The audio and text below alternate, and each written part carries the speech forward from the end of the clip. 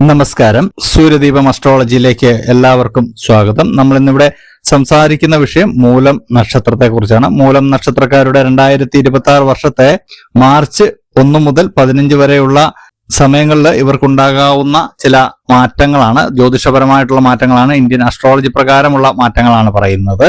ഈ മാറ്റങ്ങൾ നിങ്ങൾ മുൻകൂട്ടി അറിയുന്നത് മൂലം നിങ്ങളുടെ ജീവിതത്തിൽ മുമ്പോട്ട് പോകുമ്പോൾ നിങ്ങൾക്കൊന്ന് പ്ലാൻ ചെയ്ത് മുന്നോട്ട് പോകാൻ കഴിയുന്നതാണ്. അപ്പോൾ ഇതുവരെ നമ്മളുടെ ചാനൽ സബ്സ്ക്രൈബ് ചെയ്തിട്ടില്ല എങ്കിൽ ഒന്ന് സബ്സ്ക്രൈബ് ചെയ്യുക. കൂടാതെ വീഡിയോകൾക്ക് ലൈക്ക് ചെയ്യാൻ മറക്കരുത്. അതോടൊപ്പം തന്നെ നമ്മളുടെ പൂജയിലുള്ള പ്രാർത്ഥനയിൽ നിങ്ങളെ ഉൾപ്പെടുത്തണമെന്നുണ്ടെങ്കിൽ നിങ്ങളുടെ പേര്, നക്ഷത്രം, ജന്മവർഷം, തീയതി എന്നിവ കമന്റ് ബോക്സിൽ രേഖപ്പെടുത്തുക. തീർച്ചയായിട്ടും പ്രാർത്ഥനയിൽ ഉൾപ്പെടുത്തുന്നതായിരിക്കും. അപ്പോൾ ഈ ഫലത്തിലേക്ക് കടക്കുമ്പോൾ ആദ്യമായിട്ട് നമ്മൾക്ക് വിദ്യാർത്ഥികളുടെ കാര്യം എടുക്കുകയാണെങ്കിൽ വിദ്യാർത്ഥികൾക്കൊരു സമ്മിശ്ര ഫലമാണ്.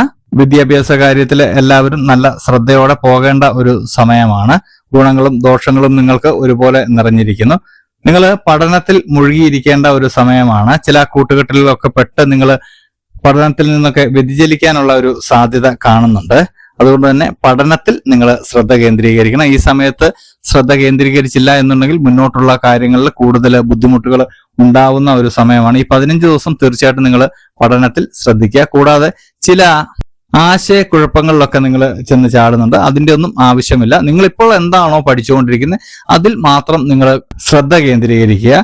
ഇല്ല എങ്കിൽ പല കാര്യങ്ങളിൽ നിങ്ങൾ ശ്രദ്ധ കേന്ദ്രീകരിച്ചു കഴിഞ്ഞാൽ നിങ്ങൾക്ക് ചെറിയ രീതിയിലുള്ള മാനസികമായിട്ടുള്ള പിരിമുറുക്കങ്ങളൊക്കെ ഉണ്ടാവാനുള്ള സാധ്യതയുണ്ട്.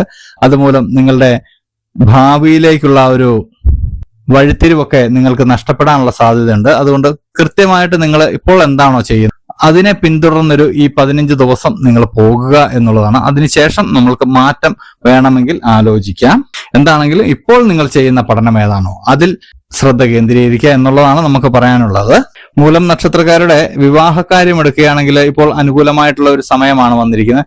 നക്ഷത്രങ്ങളുടെ സ്ഥാനമൊക്കെ വിവാഹത്തിന് പറ്റിയൊരു രീതിയിലാണ് നിൽക്കുന്നത്. ഇപ്പോൾ നിങ്ങൾ ചിന്തിക്കുകയാണെങ്കിൽ അല്ലെങ്കിൽ അതിനുവേണ്ടി പ്രവർത്തിക്കുകയാണെങ്കിൽ തീർച്ചയായിട്ടും വിവാഹം നടക്കുന്നതാണ്. ഒരുപാട് കാലമായിട്ട് നിങ്ങൾക്ക് വിവാഹമൊന്നും നടന്നില്ലെങ്കിലും ഇപ്പോൾ ഈ മാർച്ച് 1 മുതൽ 15 തീയതി വരെ നിങ്ങൾ ശ്രദ്ധിച്ച് ഇതിനു വേണ്ട കാര്യങ്ങളൊക്കെ ചെയ്യുകയാണെങ്കിൽ തീർച്ചയായിട്ടും നിങ്ങളുടെ വിവാഹം നടക്കുന്നതാണ്. നിങ്ങൾ എന്നിരുന്നാലും ആരോഗ്യ കാര്യത്തിലൊന്ന് ശ്രദ്ധിക്കേണ്ടതുണ്ട്. ചെറിയ ഉദര രോഗങ്ങൾക്കൊക്കെയുള്ള ഒരു സാധ്യത കാണുന്നുണ്ട്. ഭക്ഷണ പദാർത്ഥങ്ങളൊക്കെ കഴിക്കുമ്പോൾ പ്രത്യേകം ഒന്ന് ശ്രദ്ധിക്കണം. വെളിയിൽ നിന്നുള്ള ഭക്ഷണമൊക്കെ കഴിക്കുമ്പോൾ നല്ല രുചികരമായിട്ടുള്ള ഭക്ഷണമാണെങ്കിലും നിങ്ങളുടെ അമിതമായിട്ടുള്ള ഭക്ഷണത്തിനോടുള്ള പ്രിയം ചിലപ്പോൾ നിങ്ങൾക്ക് ആരോഗ്യത്തിന് ഹാനി വരുത്തുന്നതാണ്. ഈ മൂലം നക്ഷത്രക്കാരുടെ ശത്രുശല്യമൊക്കെ കുറയുന്നതാണ്. നിങ്ങൾക്ക് പൂർവീകന്മാരുടെ അനുഗ്രഹമൊക്കെ ഉണ്ടാകുന്നതാണ്. അതുകൊണ്ട് തന്നെ ശത്രുശല്യമൊക്കെ അതുവഴി നിങ്ങൾക്ക് കണ്ണേറ്, ആഭിചാരത്തിലൂടെ ഉണ്ടായിരുന്ന ദോഷങ്ങളൊക്കെ മാറിക്കിട്ടുന്നതാണ്. ബിസിനസ് ഒക്കെ ചെയ്യുന്നവർക്ക് ഗുണമുള്ള ഒരു സമയമാണ്. ബിസിനസ്സിലൊക്കെ ഗണ്യമായ പുരോഗതിയും നിങ്ങൾക്ക് ബിസിനസ് കൂടുതൽ വിപുലപ്പെടുത്താനൊക്കെ സാധിക്കുന്ന ഒരു സമയമാണ്. കൂടാതെ ബിസിനസ് ഒക്കെ ചെയ്യാൻ ആലോചിക്കുന്നവർക്ക് 1 മുതൽ 15 വരെ മൂലം നക്ഷത്രക്കാർക്ക് ഈ ദിവസങ്ങളിൽ തുടങ്ങാവുന്നതാണ്. ഏറ്റവും ഉചിതമായ ദിവസം 10, 11 തീയതികളാണ്. നിങ്ങളുടെ ഈ മാർച്ച് മാസത്തിലെ 15 തീയതിക്കുള്ളിൽ ഏറ്റവും ഉചിതമായ ദിവസങ്ങൾ. അന്ന് നിങ്ങൾക്ക് പുതിയ കാര്യങ്ങളൊക്കെ തുടങ്ങുകയാണെങ്കിൽ വളരെ നല്ലതായിരിക്കും. അതുപോലെ തന്നെ നിങ്ങൾ ഷെയർ ബിസിനസ്സിലൊക്കെയാണ് ഏർപ്പെട്ടിരിക്കുന്നതെങ്കിൽ അതിൽ നിന്നൊക്കെ മാറി നിങ്ങൾക്കൊരു തനിച്ചൊരു ബിസിനസ് ഒക്കെ തുടങ്ങാനുള്ള ഒരു സാധ്യതയൊക്കെ തെളിഞ്ഞു വരുന്നുണ്ട്. അതുപോലെ തന്നെ ഭാഗ്യം നിങ്ങളെ തുണയ്ക്കുന്നതാണ്. ചില ആളുകളൊക്കെ നിങ്ങളോട് അപമര്യാദയായിട്ട് പെരുമാറിയാലും നിങ്ങൾ വളരെ സംനയത്തോടെ പെരുമാറേണ്ട ഒരു സമയമാണ്.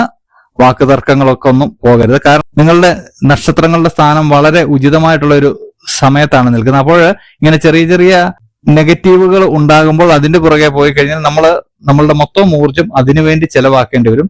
ഇപ്പോൾ നല്ല കാര്യങ്ങൾക്ക് വേണ്ടി നിങ്ങൾ നിങ്ങളുടെ ഊർജം ചെലവാക്കേണ്ട ഒരു സമയമാണ്. കാരണം നിങ്ങൾക്ക് അനുകൂലമായിട്ടുള്ള ഒരു സമയമാണ്. മറ്റൊരു കാര്യം എടുത്തു പറയേണ്ടത് സന്താനങ്ങളില്ലാത്തവർക്ക് സന്താന ഭാഗ്യമൊക്കെ ഉണ്ടാകുന്ന ഒരു സമയമാണ്. ഭവനം വയ്ക്കുവാൻ ആഗ്രഹിക്കുന്നവർക്കൊക്കെ അതിന്റെ പ്രാരംഭ നടപടികളൊക്കെ പൂർത്തീകരിക്കാൻ കഴിയുന്നതാണ്. ഈ മൂലം നക്ഷത്രക്കാർക്ക് പ്രണയസാഫല്യമൊക്കെ ഉണ്ടാകുന്നതാണ്. കോടതി കേസുകളൊക്കെ ഉണ്ടായിരുന്നു അല്ലെങ്കിൽ പോലീസ് കേസുകളൊക്കെ ഉണ്ടായിരുന്നത് അത് രാജിയാകുന്നതാണ്. അതിന് തീർപ്പ് കൽപ്പിക്കുന്നതാണ്. അനുകൂലമായിട്ടുള്ള വിധിയൊക്കെ ഉണ്ടാവുന്നതാണ്. അപ്പോൾ മൂലം നക്ഷത്രക്കാർക്ക് ഈ മാർച്ച് 1 മുതൽ 15 വരെ ഗുണങ്ങളാണ് ഏറെയുള്ളത്. ചെറിയ ചെറിയ ദോഷങ്ങളുണ്ട്. അത് നമ്മൾ പ്രാർത്ഥന കൊണ്ടും സത്കർമ്മങ്ങൾ കൊണ്ടും മാറ്റിയെടുക്കാവുന്നതാണ്. നിങ്ങൾ ഈ 15 ദിവസത്തിൽ ഒറ്റ കാര്യം മാത്രം ശ്രദ്ധിക്കുക. നിങ്ങളുടെ ഫലമെല്ലാം നിങ്ങളിലേക്ക് കൊണ്ടുവന്ന് എത്തിക്കുവാനായിട്ട്. അതിനായിട്ട് നിങ്ങൾ ചെയ്യേണ്ട ഒരു കാര്യം, എല്ലാ കാര്യങ്ങളും കർമ്മം ചെയ്യുക. നിങ്ങൾക്ക് ഒരുപാട് അവസരങ്ങൾ വരുന്നുണ്ട്. ആ അവസരങ്ങളെല്ലാം നിങ്ങൾ വിനിയോഗിക്കാൻ ശ്രമിക്കുക എന്നുള്ളതാണ്. ഭാഗ്യം നിങ്ങൾക്ക് വന്നുകൊള്ളും. ഈ ഭാഗ്യം വരുന്നത് ഈശ്വരന്റെ അനുഗ്രഹം കൊണ്ടാണ്. അങ്ങനെ ഈശ്വരന്റെ അനുഗ്രഹം ഉണ്ടാകണമെങ്കിൽ നിങ്ങൾ ഏത് മൂർത്തിയിലാണോ, ഏത് പ്രപഞ്ച ശക്തിയിലാണോ നിങ്ങൾ വിശ്വസിക്കുന്നത്, ആ പ്രപഞ്ച ശക്തിയെ നിങ്ങൾ പൂർണ്ണമായും വിശ്വസിക്കുക. രാവിലെ ഉണർന്നെഴുന്നേൽക്കുന്ന ഉടനെ ഈ പ്രപഞ്ച ശക്തിയുടെ നാമം ജപിച്ചുകൊണ്ട് അല്ലെങ്കിൽ മന്ത്രം ഉരുവിട്ടുകൊണ്ട് ആയിരിക്കണം നിങ്ങൾ ഉണരേണ്ടത്. അത് ഏത് മതത്തിലാവട്ടെ, ഏത് ദൈവത്തെയാണോ നിങ്ങൾ പൂജിക്കുന്നത്, ആ ദൈവത്തെ നിങ്ങൾ ആരാധിച്ച് ആ മന്ത്രം ഉരുവിട്ടുകൊണ്ട് അല്ലെങ്കിൽ ആ നാമം ഉരുവിട്ടുകൊണ്ട് എഴുന്നേൽക്കാൻ തീർച്ചയായിട്ടും ശ്രമിക്കുക. നല്ലത് മാത്രമേ നിങ്ങൾക്ക് സംഭവിക്കുകയുള്ളൂ. നെഗറ്റീവുകളെല്ലാം അകന്നു പോകാനായിട്ട് ഈ ഊർജം തന്നെ നിങ്ങളെ സഹായിക്കുന്നതാണ്. കൂടാതെ നമ്മൾ എപ്പോഴും പറയുന്നത് പോലെ ഒരാൾക്കെങ്കിലും അന്നദാനം നടത്താൻ കഴിയുകയാണെങ്കിൽ നടത്തുക. അന്നദാനം ഒരു പുണ്യ പ്രവൃത്തിയാണ്. അത് വേണ്ടപ്പെട്ട കൈകൾ എത്തുക എന്നുള്ളതാണ് പരമപ്രധാനമായിട്ടുള്ള ഒരു ലക്ഷ്യം. അപ്പോൾ ഇതുപോലെയുള്ള അറിവുകൾക്കും വിശേഷങ്ങൾക്കുമായിട്ട് നമ്മുടെ ചാനൽ ഒന്ന് സബ്സ്ക്രൈബ് ചെയ്യുക. ഇനിയും മറ്റൊരു വീഡിയോയുമായിട്ട് നമുക്ക് വീണ്ടും കാണാം. നന്ദി, നമസ്കാരം.